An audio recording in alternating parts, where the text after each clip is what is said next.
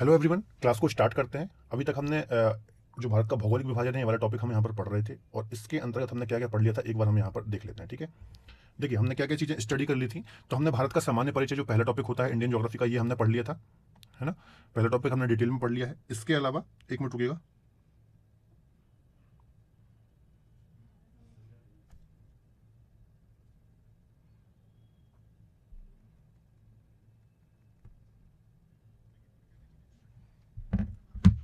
ठीक है, तो भारत का सामान्य परिचय या फिर जनरल इंट्रोडक्शन ऑफ इंडिया ये वाला टॉपिक हमारा पूरा कंप्लीट हो चुका है। दूसरा टॉपिक जो होता है, दूसरा टॉपिक भारत का भौगोलिक विभाजन या फिर फिजिकल डिवीजन ऑफ इंडिया, है ना। इसको हमने 6 पार्ट में डिवाइड किया था बच्चों। भारत का संपूर्ण जो भौगोलिक विभाजन है हमने 6 पार्टों में डिवाइड किया था। तो इसमें हमने पहला डिवीजन किया था उत्तर और उत्तर पूर्व की पर्वत श्रृंखलाएं, जिसमें हमने हिमालय को स्टडी किया था। ठीक है, तो ये हमारा हो गया। उत्तर का विशाल मैदान या फिर द ग्रेट नदर्न प्लेन्स, इनको भी हमने स्टडी कर लिया था। पेनिनसुलर प्लेट्यू प्रायद्वीपीय पठार को हमने पढ़ लिया। समुद्री तटीय मैदान कोस्टल प्लेन को हमने पढ़ लिया। आज की वीडियो लेक्चर में पढ़ेंगे द्वीप और द्वीप समूह। जो भारत में 2 प्रमुख द्वीप हैं, एक तो अंडमान निकोबार द्वीप समूह और दूसरा कौन सा है, दूसरा है लक्षद्वीप, है ना। तो इसको हम स्टडी करेंगे। इसके अलावा कुछ अपतटीय द्वीप भी हैं, तो उनको भी हम यहाँ पर स्टडी करेंगे। ठीक है, चलिए सीधे हम टॉपिक को स्टार्ट करते हैं।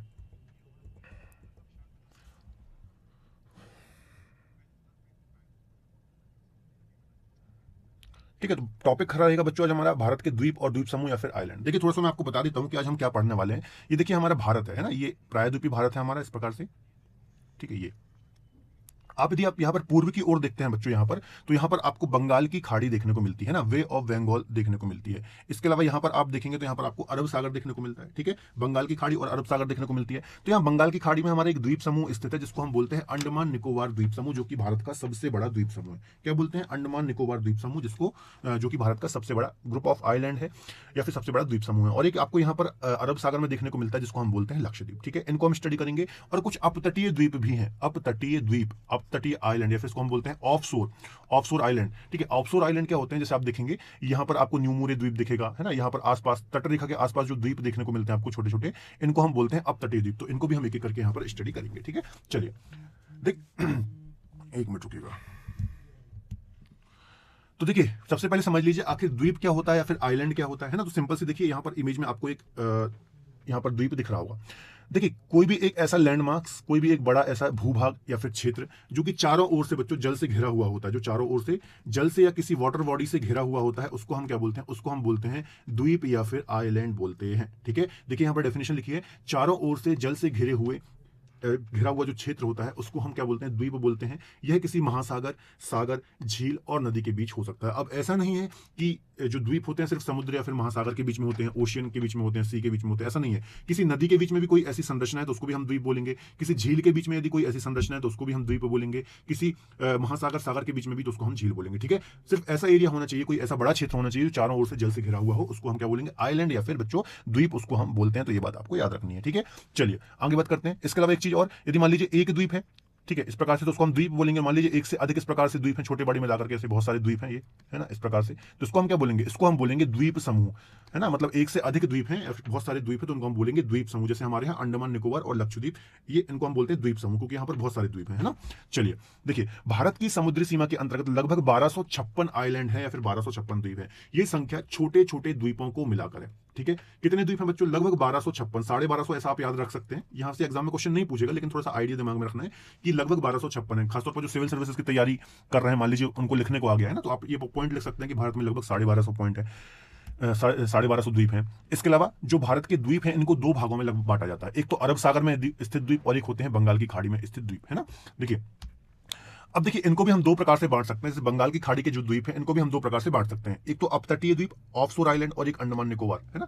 अपतटीय मतलब जो यहाँ पर तट रेखा के आसपास स्थित द्वीप है छोटे छोटे, इनको हम बोलते हैं अपतटीय द्वीप, और एक ये अंडमान निकोबार। ठीक है, तो ये कौन से हो गए, बंगाल की खाड़ी के द्वीप को हमने 2 भागों में बांट दिया, एक तो अपतटीय वाले ये वाले, और एक तो ये अंडमान निकोबार वाले। ठीक है, इसी प्रकार से हम अरब सागर को भी बांट सकते हैं। एक तो अपतटीय द्वीप हो जाएंगे और एक यहाँ पर हो जाएगा लक्षद्वीप, है ना। तो यहाँ पर देखिए एक तो अपतटीय द्वीप हो जाएगा अरब सागर के, और एक यहां पर हो जाएगा लक्षद्वीप। ठीक है, तो इस प्रकार से आप इसको समझ सकते हैं। आगे हम डिस्कस करते हैं अंडमान निकोबार द्वीप समूह सबसे बड़ा द्वीप समूह है। भारत का सबसे बड़ा द्वीप समूह कौन सा है बच्चों? अंडमान निकोबार द्वीप समूह। यहाँ पर 550 से ज्यादा द्वीप आपको देखने को मिलते हैं ना, छोटे बड़े द्वीपों को मिलाकर के 550 से ज्यादा द्वीप, लगभग 572 द्वीप है यहाँ पर, 572 द्वीप आपको देखने को मिलते हैं।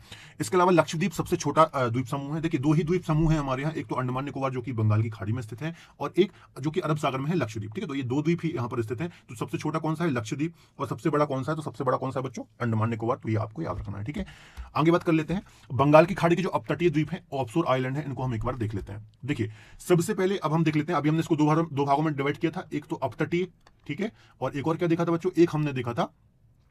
एक हमने देखा था यहाँ पर अंडमान निकोबार, है ना, अंडमान निकोबार। तो इसमें हम पहले अपतटीय पढ़ लेते हैं, फिर अंडमान निकोबार को पढ़ेंगे। तो अपतटीय में सबसे पहला जो अपतटीय है बंगाल की खाड़ी के अंतर्गत, वो है न्यू मूरे द्वीप। क्या है बच्चों? न्यू मूर द्वीप या फिर न्यू मूरे द्वीप, इसको हम बोलते हैं। ठीक है, देखिए भारत और बांग्लादेश की सीमा पर स्थित, जो कि दोनों देशों के मध्य में विवादित है। ठीक है, कहां पर स्थित है? इसकी लोकेशन जरा देख लीजिए। ये देखिए यहाँ पर वेस्ट बंगाल है ना, ये पश्चिम बंगाल राज्य है इस प्रकार से यहाँ पर। ठीक है, और यहाँ पर आप देखेंगे जो डेल्टाई क्षेत्र है गंगा ब्रह्मपुत्र का, यहाँ पर आपको एक आइलैंड देखने को मिलता है, एक द्वीप देखने को मिलता है, जिसको बोलते हैं न्यू मूरे द्वीप। ठीक है, जो कि भारत और बांग्लादेश की बॉर्डर पर या फिर बाउंड्री पर एक प्रकार से स्थित है। अब देखिए इस द्वीप के बारे में थोड़ा सा समझिए। ये जो द्वीप है ना बच्चों, ये बांग्लादेश और भारत के मध्य में हमेशा से विवादित रहा है या फिर डिस्प्यूटेड रहा है। इसका मतलब क्या है? इसका मतलब सिंपल सा इतना है कि बांग्लादेश क्लेम करता है कि भैया ये हमारा द्वीप है, और इंडिया क्लेम करता है कि ये हमारा द्वीप है ना। दोनों देश आजादी के टाइम से ही क्लेम कर रहे थे कि ये हमारा द्वीप है, ये हमारा द्वीप है। लेकिन वर्तमान में कुछ समय पहले ही इस विवाद को प्रकृति ने ही सॉल्व कर दिया है ना, प्रकृति ने ही इसको सुलझा दिया। कैसे सुलझा दिया? कि वर्तमान में जो ये आइलैंड है बच्चों, जो पहले 1954 के आसपास ये समुद्र तल से 2 से 3 मीटर ऊपर उठा हुआ था ना, लेकिन वर्तमान में ये पूरी तरह से समुद्र में डूब चुका है ना, समुद्र में ये डूब चुका है, और वर्तमान में ये द्वीप है नहीं, है ना। ठीक है, वर्तमान में ये द्वीप नहीं बचा है, पूरा समुद्र में डूब चुका है। तो ऑब्वियसली बात है, जब समुद्र में डूब गया है तो अब इसमें कोई क्लेम भी करके क्या करेगा, है ना। तो ये सॉल्व हो गया अपने आप, प्रकृति ने इसको सॉल्व कर लिया। तो आपको याद क्या रखना है कि एग्जाम में क्वेश्चन आएगा कि जो न्यू मूरे द्वीप है ये किन 2 देशों के मध्य में विवादित रहा है। तो पहले तो आपको बांग्लादेश याद रखना है, दूसरा इंडिया याद रखना है ना। इसके अलावा कहां पर है? तो वेस्ट बंगाल की तटरेखा के पास देखने को मिलेगा। इसके अलावा बांग्लादेश और इंडिया की बॉर्डर के आसपास देखने को मिलता है। ठीक है, इतनी चीजें आपको याद रखना है बस। ये देखिए वही चीज लिखी है जो अभी मैंने बताया, वर्तमान में समुद्र में विलीन हो चुका है। 1954 के स्टडी के अनुसार समुद्र तल से 2 से 3 मीटर ये ऊपर था। दूसरा है बच्चों काल्टा गंगा सागर, ये भी इसके आसपास ही देखने को मिल जाता है ना, पश्चिम बंगाल के अंतर्गत ही है ना। राज्य भी याद रखना, वेस्ट बंगाल राज्य के अंतर्गत ही आता है। काल्टा गंगा सागर भी पश्चिम बंगाल के तट के पास या फिर कोस्ट के आसपास ही आपको देखने को मिलता है।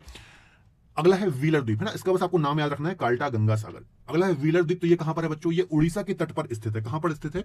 उड़ीसा के तट के आसपास स्थित है, आपको याद रखना है ना। इसके अलावा यहां पर डीआरडीओ का इंटीग्रेटेड टेस्ट रेंज सेंटर भी स्थित है। ये क्या चीज है? देखिए व्हीलर द्वीप कहां पर है? उड़ीसा के तट के पास स्थित है ना। यहां से क्या किया जाता है आपको पता होगा, डीआरडीओ, इसका फुल फॉर्म क्या है? Defence research and development organisation. ठीक है, ये क्या करती है? जो भारत सरकार है या फिर भारत के लिए रक्षा उपकरण वगैरह बनाती है ना, मिसाइल हो गई और भी बहुत सारे हथियार वगैरह हो गए, ये सारी चीजें बनाती है। ठीक है, तो यहाँ पर जो डीआरडीओ का बच्चों यहाँ पर क्या है? Integrated test range centre. ये क्या चीज है? तो यहाँ पर जो भी भारत की मिसाइलें वगैरह बनाई जाती हैं बच्चों, मिसाइलें वगैरह बनाई जाती हैं, ठीक है, तो इन मिसाइलों का जो परीक्षण है ना, इसी द्वीप से किया जाता है, जिसका नाम है व्हीलर द्वीप, है ना। क्या करते हैं? यहाँ से मिसाइल को भेजेंगे और यहाँ पर बंगाल की खाड़ी में फिर वो गिर जाती है ना। टेस्ट किया जाता है उनको कि सही से काम कर रही है कि नहीं कर रही है ना। जब भी कोई नई, ऑब्वियसली बात है, कोई नई मशीन बनाई जाती है, कोई नई मिसाइल बनाई जाती है, कोई नई गाड़ी बनाई जाती है, तो उसकी टेस्टिंग जरूरी होती है कि सक्सेसफुल है या नहीं, कोई इसमें दिक्कत तो नहीं है। तो सबसे पहले यहाँ से ही, इस द्वीप से ही इसको टेस्ट किया जाता है, इसकी टेस्टिंग की जाती है। ठीक है, अब यहाँ पर सबसे इंपॉर्टेंट पॉइंट क्या है आपको पता होगा, हमारे फॉर्मर जो प्रेसिडेंट रहे हैं डॉक्टर एपीजे अब्दुल कलाम, है ना, तो इनको मिसाइल मैन ऑफ इंडिया भी कहा जाता है। मिसाइल मैन ऑफ इंडिया भी कहा जाता है। क्यों कहा जाता है? क्योंकि भारत का जो मिसाइल प्रोग्राम रहा है उसमें इनका काफी बड़ा योगदान रहा है इसको आगे ले जाने में, है ना। इसके अलावा एक बहुत ही महान इंसान और बहुत ही महान साइंटिस्ट भी रहे हैं ये। ठीक है, आप सभी जानते होंगे, किसी पहचान के मोहताज नहीं है हमारे डॉक्टर अब्दुल कलाम जी। ठीक है, तो उनको सम्मानित करने के लिए ये जो व्हीलर द्वीप है ना बच्चों, इसका नाम भी उन्हीं के नाम पर रखा गया है। तो इसका नाम क्या है? अब्दुल कलाम द्वीप। अब्दुल कलाम, डॉक्टर एपीजे अब्दुल कलाम द्वीप वर्तमान में इसका नाम हो गया है। तो एग्जाम में क्वेश्चन आता है, निम्न में से किस द्वीप के नाम को चेंज किया गया है और अब्दुल कलाम के नाम पर रखा गया है? ठीक है, तो व्हीलर द्वीप जो कि उड़ीसा की कोस्ट पे स्थित है, इसका ही नाम वर्तमान में बदल करके अब्दुल कलाम द्वीप कर दिया गया है। तो ये विशेष तौर पर आपको याद रखना है। ठीक है, काफी इंपॉर्टेंट है एग्जाम के दृष्टिकोण से। इसके अलावा डीआरडीओ का इंटीग्रेटेड टेस्ट रेंज सेंटर भी यहाँ पर है, तो ये भी आपको याद रखना है। ठीक है, मिसाइलों का यहाँ से परीक्षण किया जाता है। इसका नाम बदल करके डॉक्टर एपीजे अब्दुल कलाम किया गया है। ये हमारे फॉर्मर प्रेसिडेंट भी हैं, मिसाइल मैन ऑफ इंडिया भी कहा जाता है, महान वैज्ञानिक भी रहे हैं। ठीक है, चलिए अगला है बच्चों श्री हरिकोटा द्वीप। बहुत ही important, most important, double triple star लगा लीजिएगा, है ना। इसके अलावा जो पहले हमने व्हीलर पढ़ा उसमें भी अब डबल ट्रिपल स्टार लगा लेना, बहुत ज्यादा इंपॉर्टेंट है। कहां पर है सबसे पहले देख लेते हैं। आंध्र प्रदेश के तट पर पुलिकट लेक है ना। यहाँ पर देखिए राज्य है, एक तमिलनाडु राज्य आपको दिख रहा होगा ये, है ना। इसके अलावा यहाँ पर आंध्र प्रदेश राज्य ये। तो इनकी बच्चों बॉर्डर पर यहां पर आप देखेंगे एक झील है जिसको हम बोलते हैं पुलिकट झील, यहां पर आप देख सकते हैं इस मैप में। तो ये पुलिकट झील है ना, पुलिकट झील के बीचों बीच एक द्वीप है, पुलिकट झील के बीचों बीच एक द्वीप है जिसको हम बोलते हैं श्री हरिकोटा आइलैंड या फिर श्री हरिकोटा द्वीप, ठीक है। अब यहां पर क्या है बच्चों, यहां पर जो ये श्री हरिकोटा आइलैंड है, यहां पर हमारे भारत का एकमात्र उपग्रह प्रक्षेपण केंद्र है। एकमात्र उपग्रह प्रक्षेपण केंद्र से मतलब क्या है, यहां पर देख लीजिए, उपग्रह प्रक्षेपण केंद्र मतलब भारत से जितनी भी सैटेलाइट लॉन्च की जाती हैं, भारत से जितने भी उपग्रह प्रक्षेपित किए जाते हैं ना, आपने देखा होगा मून मिशन है, चंद्र मिशन है, इसके अलावा अन्य बहुत सारी सैटेलाइट लॉन्च की जाती हैं, तो वो यहां से ही की जाती हैं। 1 मिनट का समय दीजिएगा।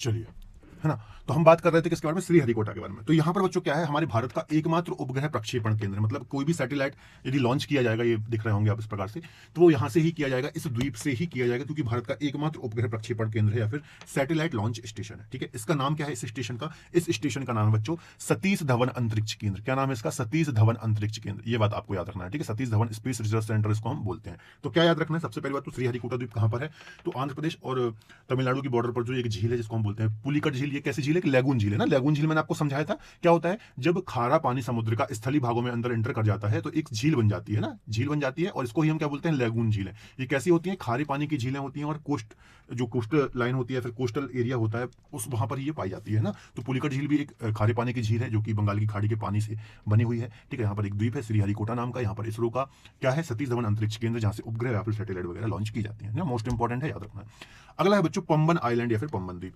मन्नार की खाड़ी में भारत और श्रीलंका के मध्य में एक ब्रिज है जिसको हम बोलते हैं पंबन ब्रिज, है ना।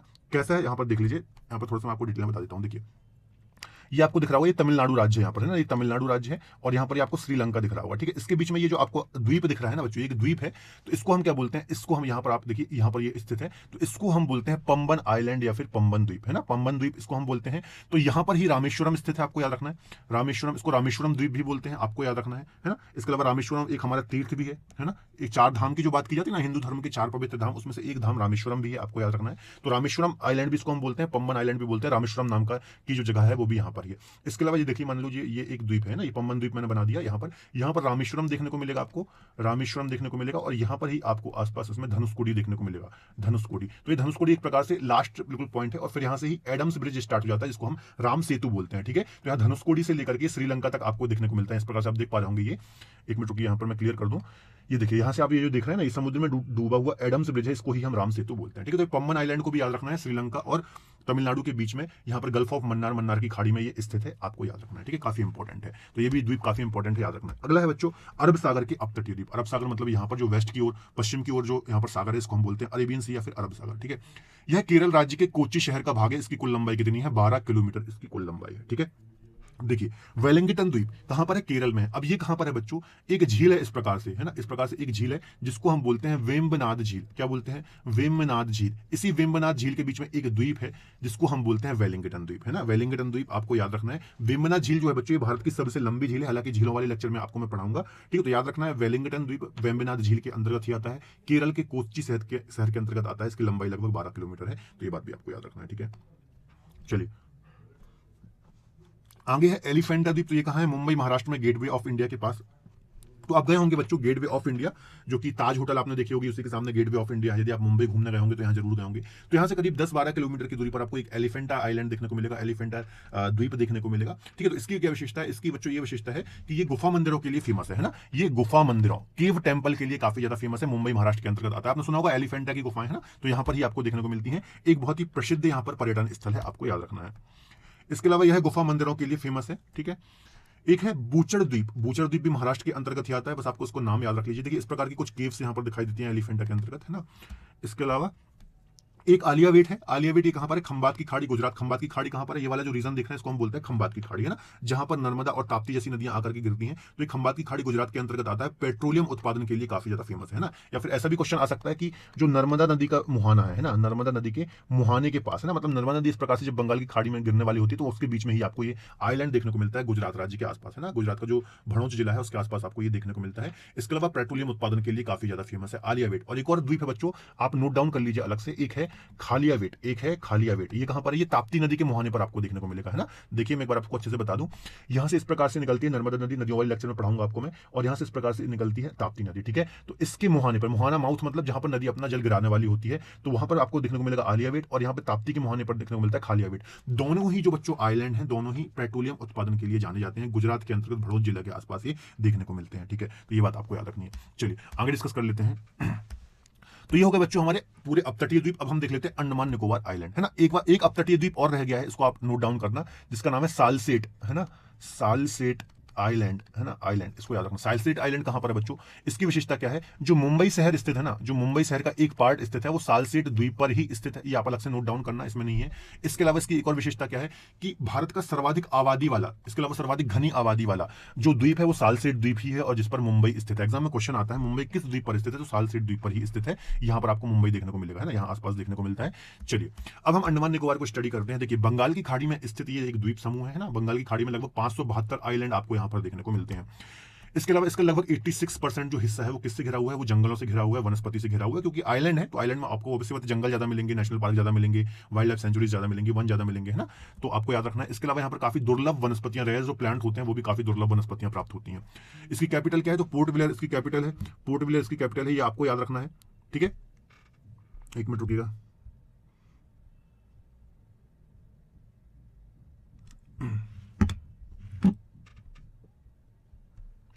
चलिए तो पोर्ट ब्लेयर इसकी कैपिटल है, आपको याद रखना, कैपिटल से भी कई बार क्वेश्चन आ जाते हैं। इसके अलावा अंडमान और निकोबार द्वीप समूह के अंतर्गत 4 प्रमुख द्वीप समूह है। कौन कौन से द्वीप समूह है? 4 मुख्य द्वीप समूह है। एक तो है उत्तरी अंडमान या फिर नॉर्थ अंडमान, ठीक है।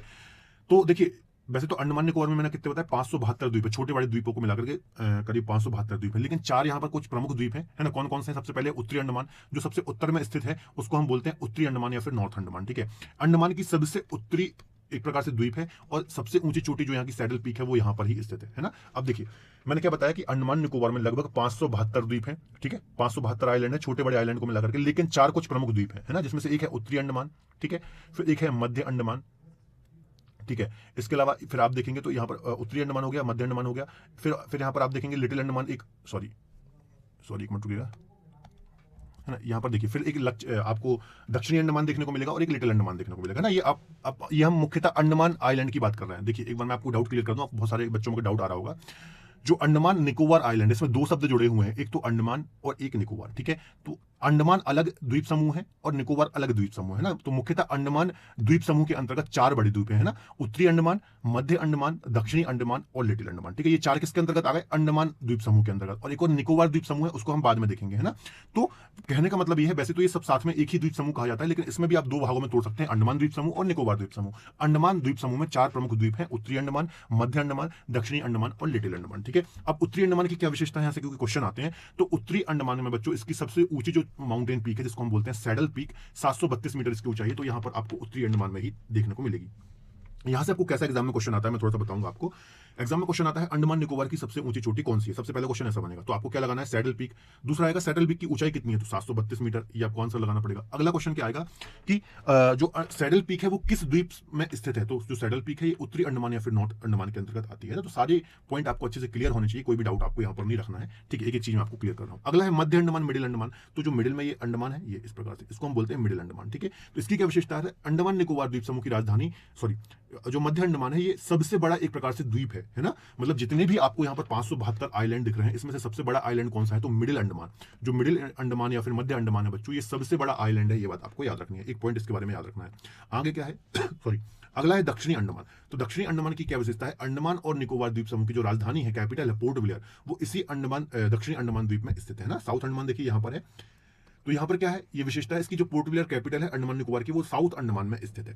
अगला है लिटिल अंडमान, तो दक्षिण अंडमान द्वीप का सबसे दक्षिणी द्वीप है लिटिल अंडमान, ठीक है। तो यहाँ से कई बार एग्जाम में क्वेश्चन आ जाते हैं, इनकी विशेषताओं से रिलेटेड आपको याद रखना है। जैसे कि उत्तरी अंडमान में सबसे ऊंची चोटी सैडल पीक है, मध्य अंडमान सबसे बड़ा द्वीप है, दक्षिणी अंडमान में कैपिटल स्थित है, और लिटिल अंडमान सबसे, एक प्रकार से देखा जाए अंडमान द्वीप समूह का सबसे दक्षिणी आइलैंड है ना, अंडमान निकोबार का नहीं है, अंडमान द्वीप समूह का सबसे लास्ट आइलैंड है यहाँ पर, ठीक है। देखिए ये जो आपको दिख रहा है ना, ये इसको हम बोलते हैं अंडमान द्वीप समूह, अंडमान द्वीप समूह। और जो नीचे आप दिख रहे हैं इसको हम बोलते हैं निकोबार द्वीप समूह, और इसको हम साथ में बोलते हैं अंडमान निकोबार द्वीप समूह, है ना। तो कंफ्यूज नहीं होना, यहाँ पर हम ऐसा बोल सकते हैं कि अंडमान, थोड़ा सा आप यहाँ पर सही कर लेना कि अंडमान द्वीप समूह को 4 द्वीप यहाँ पर शामिल है ना, निकोबार में नहीं है, निकोबार में अलग है, वो भी हम यहाँ पर पढ़ेंगे, ठीक है। तो आई थिंक इतना क्लियर हुआ होगा आपको। एक मिनट रुकिएगा बस।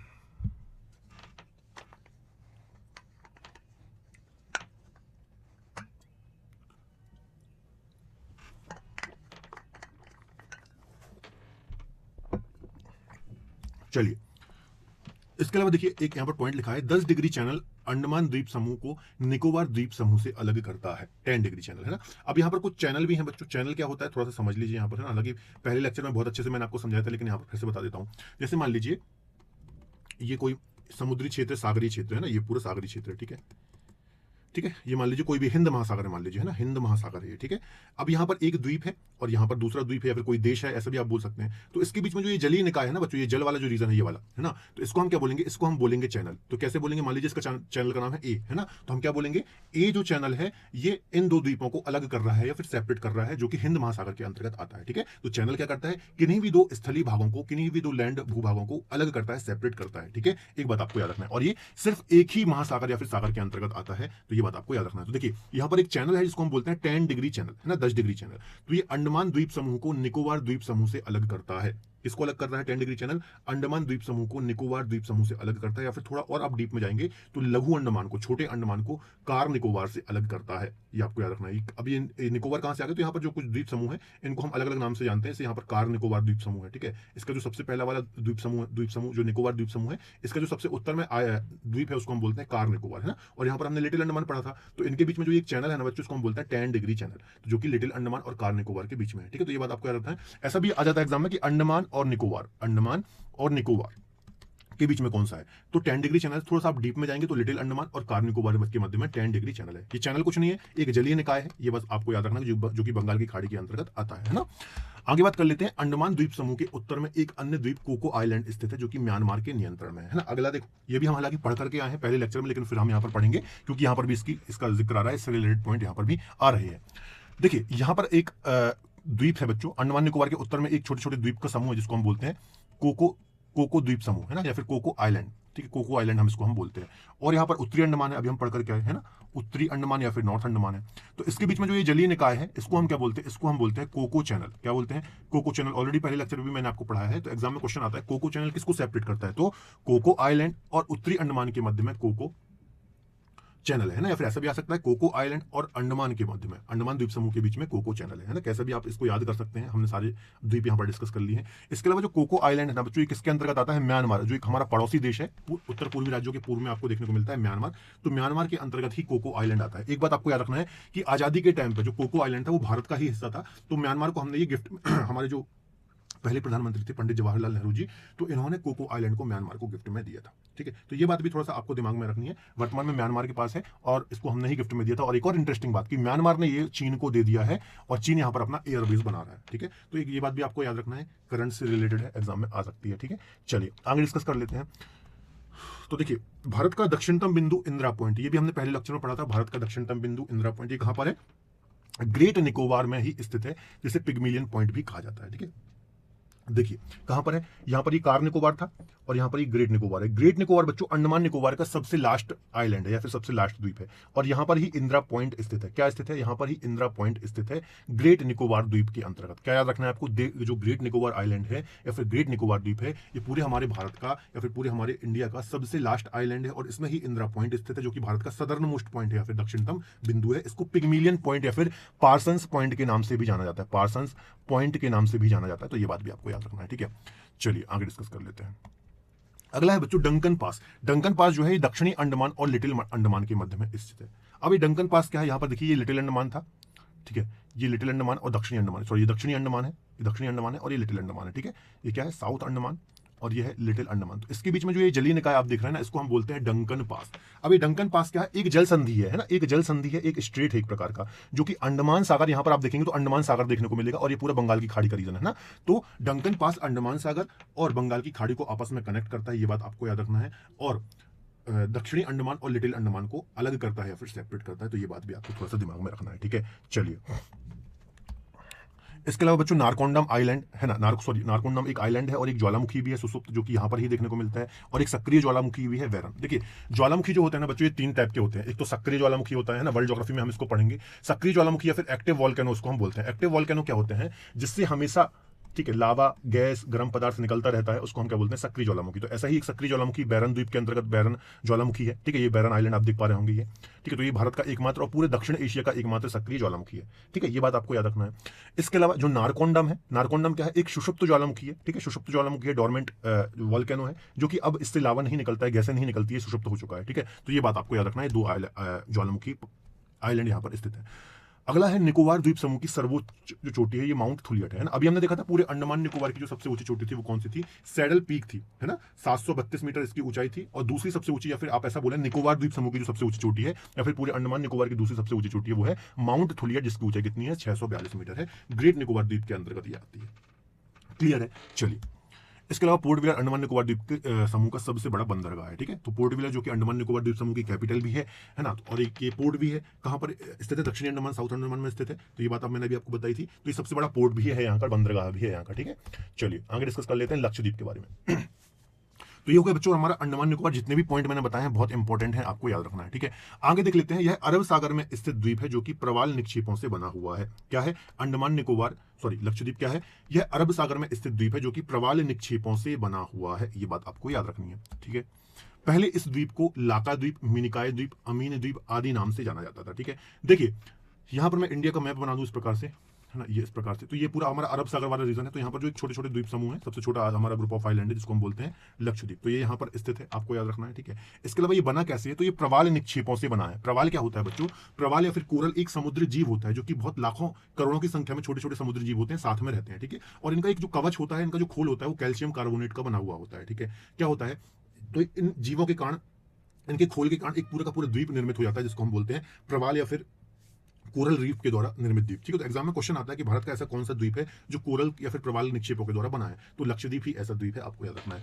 पहले इस द्वीप को लाका द्वीप, मिनिकाय द्वीप, अमीन द्वीप आदि के नाम से जाना जाता था। तो ये बात भी आपको थोड़ा सा दिमाग में रखनी है, ठीक है। चलिए ठीक है, वर्तमान में से लक्षद्वीप के नाम से जाना जाता है। पहले इसका नाम था, पहले से अन्य नाम से जानते थे, लाका द्वीप हो गया, मिनिकाय द्वीप हो गया, ये सब अमीन द्वीप हो गया। तो 1973 में इसका नाम चेंज किया गया। इसकी कैपिटल क्या है, तो कवारत्ती इसकी कैपिटल है। बहुत ज्यादा कुछ इंपॉर्टेंट पॉइंट नहीं है, बस 1-2 पॉइंट याद रखना। सबसे इंपॉर्टेंट पॉइंट है प्रवाल निक्षेपों वाला, कि ये प्रवाल निक्षेपों के द्वारा निर्मित एक द्वीप है। इसकी कैपिटल याद रख लेना, बस इतने ही पॉइंट है। बाकी कुछ पॉइंट इसके और हैं, वो देख लीजिए, जो सबसे इंपॉर्टेंट क्वेश्चन यहाँ से आते हैं। देखिए यहाँ पर 3 द्वीप आपको याद रखना है। एक तो लक्षद्वीप हो गया, है ना, लक्षद्वीप, ये लक्षद्वीप हो गया, ठीक है, लक्षद्वीप हो गया, माफ कीजिएगा राइटिंग थोड़ा ज्यादा गड़बड़ हो गई, ठीक है। ये लक्षद्वीप हो गया, ठीक है। यहां पर एक द्वीप है मिनिकाय द्वीप। मिनिकाय द्वीप बच्चों लक्षद्वीप का ही एक द्वीप है और सबसे बड़ा द्वीप है ना, ये बात आपको याद रखना है। लक्षद्वीप का ही पार्ट है, कोई अलग से नहीं है। और यहाँ पर एक द्वीपीय देश है, जिसको हम बोलते हैं मालदीव। क्या बोलते हैं, मालदीव, है ना। मालदीव एक देश है, एशिया कॉन्टिनेंट का बच्चों सबसे छोटा देश है। एशिया कॉन्टिनेंट का जनसंख्या और क्षेत्रफल के अनुसार सबसे छोटा देश है मालदीव। ये बात आपको याद रखनी है, ठीक है। तो ये 3 द्वीप आपको याद रखना है। अब इनके बीच में कुछ चैनल है, एक चैनल है बच्चों 8 डिग्री चैनल, और एक चैनल है यहाँ पर 9 डिग्री चैनल। तो आपको करना कुछ नहीं है, ये 3 आइलैंड आपको यहाँ पर बनाने हैं। पहले लिख देना है 8 और फिर लिख देना 9। मतलब मालदीव और मिनिकाय द्वीप के मध्य में 8 डिग्री चैनल है, और मिनिकाय और लक्षद्वीप के बीच में 9 डिग्री यहाँ पर चैनल है। तो ये बात भी आपको विशेष तौर पर यहाँ पर याद रखनी है, ठीक है। तो आई थिंक यहाँ पर क्लियर होगा ये सारी चीजें, ठीक है। चलिए, तो ये आपको याद रख लेना, ये 2 चैनल विशेष तौर पर, है ना। ये क्या है, चैनल। अब देखिए 8 डिग्री 9 डिग्री कैसे आ जाता है, ये जो अक्षांश रेखाएं होती है ना बच्चों, मैंने आपको बताया था, तो यहाँ से आसपास से 8 डिग्री की अक्षांश गुजरती होगी, इसलिए इसको 8 डिग्री दे दिया। यहाँ से 9 गुजरती होगी, इसलिए 9 दे दिया। अभी हमने एक 10 डिग्री चैनल भी पढ़ा था, छोटा अंडमान और कार निकोबार के बीच में, तो वहां से 10 डिग्री की रेखा गुजरती होगी ना। तो उन्हीं अक्षांश रेखाओं के आधार पर ही इनका नाम दिया गया है। तो ये बात भी आपको याद रखनी है, ठीक है। चलिए, तो ये वही चीजें लिखी हुई हैं जो अभी मैंने आपको बताई, ठीक है। इसके अलावा देखिए मिनिकॉय द्वीप इसका सबसे बड़ा आइलैंड है या फिर सबसे बड़ा द्वीप है। इसके अलावा अगाती लक्षद्वीप का एकमात्र हवाई अड्डा है। तो ये भी इंपॉर्टेंट पॉइंट हो जाता है कि एग्जाम में क्वेश्चन आएगा कि जो अगाती हवाई अड्डा है ये कहाँ पर है, तो लक्षद्वीप पे है और एकमात्र इस द्वीप का हवाई अड्डा है, ये बात आपको याद रखना है। मिनिकॉय इसका सबसे बड़ा द्वीप है। लगभग 36 द्वीप इसके अंतर्गत आते हैं ना, 36 द्वीप आते हैं। अंडमान निकोबार में कितने थे, 572, इसमें लगभग 36 द्वीप आते हैं। केवल 11 द्वीप पर ही मानव यहाँ पर निवास करते हैं, मानव यहाँ पर रहते हैं। इसके अलावा कवरत्ती अभी बताया था मैंने द्वीप लक्षद्वीप की प्रशासनिक मुख्यालय है और यहाँ की कैपिटल भी है। मिनिकॉय द्वीप 9 डिग्री चैनल से अलग होता है, अभी मैंने आपको ये सारे पॉइंट डिस्कस कराए, ठीक है। तो ये कुछ ही पॉइंट है, 2-4 पॉइंट ही है, आपको याद रखना है। 8 डिग्री चैनल लक्षद्वीप और मालदीव को अलग करता है, अभी सारी चीजें मैंने आपको बताई। देखिए कौन कौन से इंपॉर्टेंट पॉइंट है, एक बार मैं आपको अच्छे से डिस्कस करा देता हूँ। सबसे पहली बात तो यह जो द्वीप है प्रवाल निक्षेपों से बना है, कोरल द्वीप से निर्मित है, मोस्ट इंपॉर्टेंट पॉइंट। अगला क्या याद रखना है, वर्तमान में इसे लक्षद्वीप के नाम से जाना जाता है 1973 से। इसके पहले इसको किस नाम से जानते थे, लाकाद्वीप, मिनिकॉय द्वीप, अमीन द्वीप, ठीक है। 2 चैनल जो मैंने बताया, 8 डिग्री चैनल, 9 डिग्री चैनल, ये आपको याद रखना है ना। 36 द्वीप थोड़ा सा दिमाग में रख लेना कि 36 द्वीप हैं, बाकी कम संभावना है। मिनिकॉय द्वीप इसका सबसे बड़ा द्वीप है। अगाती हवाई अड्डा। तो इतने क्वेश्चन ही एग्जाम में आएंगे, बाकी बहुत ज्यादा यहाँ पर इंपॉर्टेंट नहीं है, बहुत सारी चीजें यहाँ पर नहीं है, ठीक है। तो बच्चों ये हमारा द्वीप और द्वीप समूह वाला टॉपिक भी कंप्लीट हुआ। इस प्रकार से हमारे फिजिकल डिवीजन के अंतर्गत 5 फिजिकल डिवीजन हमारे यहाँ पर कंप्लीट होते हैं, ठीक है। अगला 6वां जो फिजिकल डिवीजन है जिसमें हम थार मरुस्थल के बारे में पढ़ेंगे, छोटा सा टॉपिक है ना, इसको हम अगले लेक्चर में डिस्कस करेंगे। इसके अलावा फिर हम भारत की जो नदियां हैं या फिर भारत का जो अपवाह तंत्र है उसको हम यहाँ पर स्टडी करेंगे, ठीक है। चलिए, तो फिलहाल बच्चों आज के लिए इतना ही, मिलेंगे अगले लेक्चर में, तब तक पढ़ते रहिए और अपना ध्यान रखिए। Bye bye, take care.